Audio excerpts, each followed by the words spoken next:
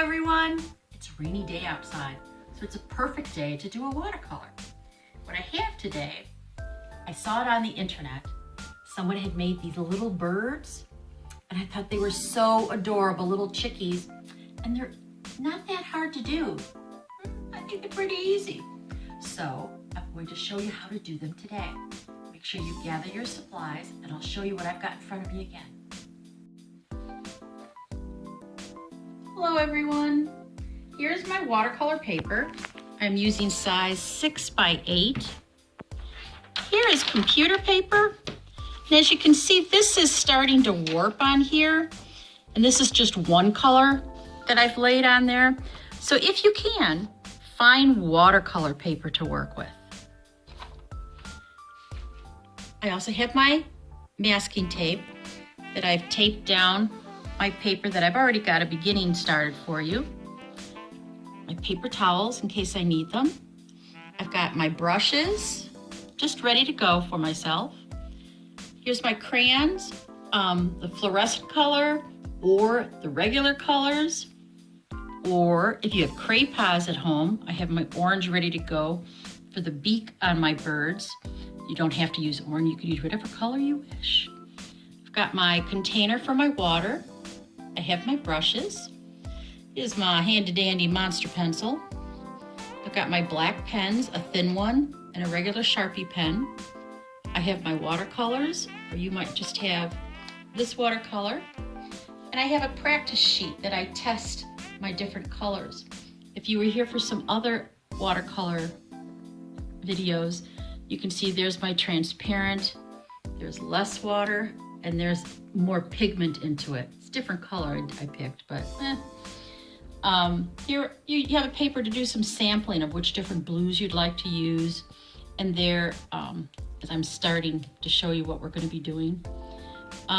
You could even use colored pencils. I think I showed you the markers. So I think we're ready to go.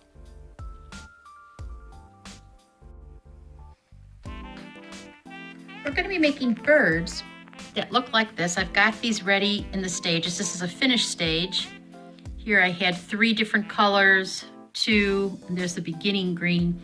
And I want them to dry out before I go back into them.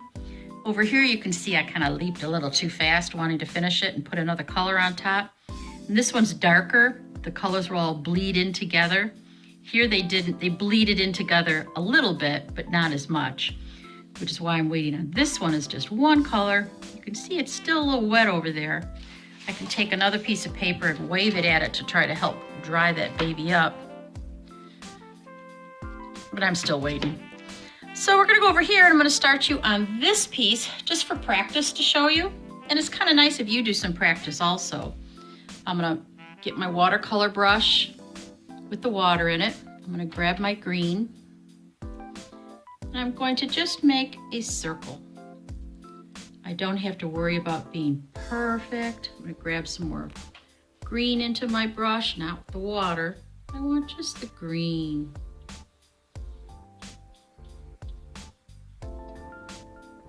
Now you can see on my watercolors here, oops.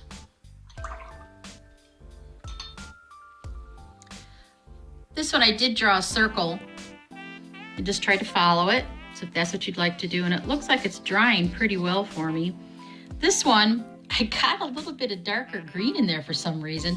It kind of looks like the wing of a bird, so I'm gonna leave that there. I like that. Over here is just the one I just did for you. As you can see, it's still wet. I do want it to dry out, so I am going to just wait for those to dry to show you the next stages. So come on over here, and you can see where I have this one is nice and dry for me. I'm gonna start off with some, my thinner pen.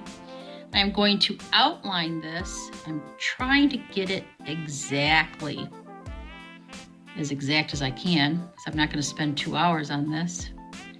But I am going to try to get the wavy lines, the in and out areas that the brush naturally did. So when you look at this, you can start to see my little chick is not smooth, it's fuzzy.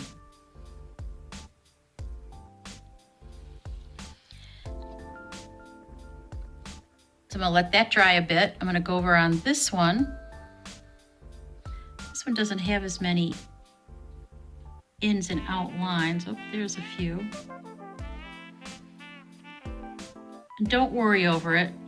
Some of mine haven't made it completely or perfect. So now I'm going to think about the beak, where the eye will be, and the little tail. Now the beak is down here, and the opposite is going to be the tail.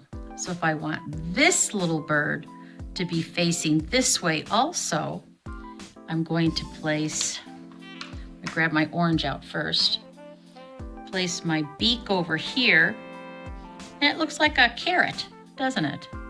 Think of it that way. Then I'm going to grab my pen out again. I'm going to draw my line around it.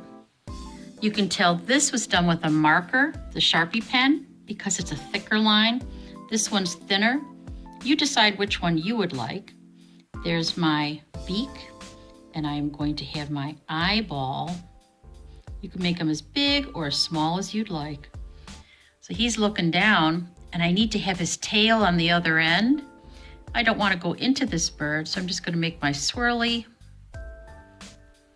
I'm going to give him 3. He's got a very fuzzy tail that goes along with his fuzzy edges. Then I'm going to have him standing on the ground. There's my 3 feet. He's going to have one going out over here. So he's looking down to say, what is he looking at? Did he find something to eat? Here's my other bird. I'm going to have him looking up over at this guy. So I'm going to have his beak will point in the direction he's looking. So there's the beak looking up. I need to have my eyeball there. And then his tail is going to be woo, woo, woo, woo. Or maybe this will be a girl. I don't know what I'm going to decide. Woo, woo, woo, woo. She's got a fancy tail. Then over here, I'm going to give her legs are out here. She's got to give herself a good stance because she feels like she's going to fall over. And there's my birds way over there. This one's still drying out. As you can see, some shininess. I can always go in with my paper towel and try to pull some up if I got too much water on it. It gives it a little more see-through colors down to see what's happening. Let's see, I think I missed outlining the beak on this one. I heard some of you guys going, Miss April, you forgot to outline the beak. But there, I did it. I outlined the beak. So you can decide which one you like. Thin lines, the thick lines. I don't know what I like. Let you guys decide on your own. I'm going to pause for a second and let that dry some more, and I'll show you the finished product. Here's my almost finished product. You can see it's still a little shiny, which means it's still wet. I added a 4th bird up on top.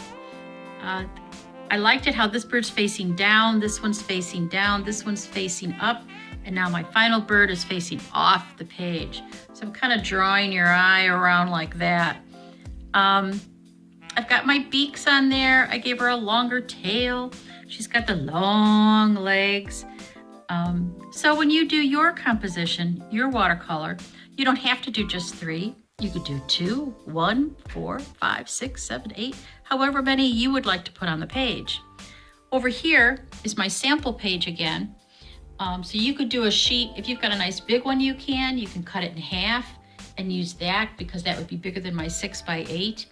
And one little funny note, you can see how I was waiting for my sample ones to dry. I like that little wing that was over here. And over here, I kind of went like this with it. Whoops, it wasn't dry yet.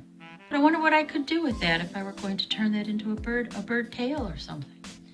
I hope you enjoy your bird watercolors. And it sounds like the rain has stopped outside. It's time to go out for a walk. Maybe me and the birds will go for a walk.